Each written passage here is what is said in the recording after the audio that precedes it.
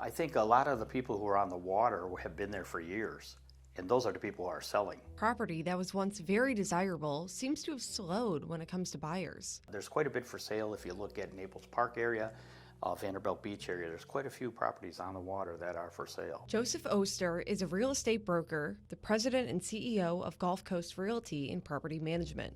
He says it is much of the same for Fort Myers Beach. In fact, if you drive down Estero Boulevard, you'll pass by dozens of homes for sale that are considered waterfront properties. I think we, in a period of time where people are being a little apprehensive about being on the water. Oster says homes are on the market now for an average of 90 to 120 days, much higher from where it was just a few years ago. Part of that is because of the slow movement, and I think a lot of people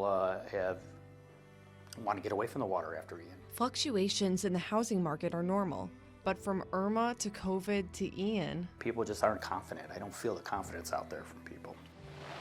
There are still those who are staying put through thick and thin. I feel like anywhere you live, there's going to be something. Like if you're in Ohio, there's always tornadoes. In California, there was always earthquakes and wildfires. You know, it's just kind of like, I think it happens pretty much everywhere. There's a risk of some sort. Christine Gallus bought her home in Fort Myers Beach right before Hurricane Ian. We purchased our house the April before Ian hit, and then started doing all the renovations, which we never got to see. Gallus says she and her husband knew the risks, but the beauty of the island swayed their decision to buy. Our home was the poster child for Hurricane Ian. The last thing they saw was the water running down the street before their power went out, until a friend reached out after the hurricane had passed. She sent me a screenshot of it, and she's like, I think this is your house. And I'm looking, and I'm like, that can't be it. It was so unrecognizable.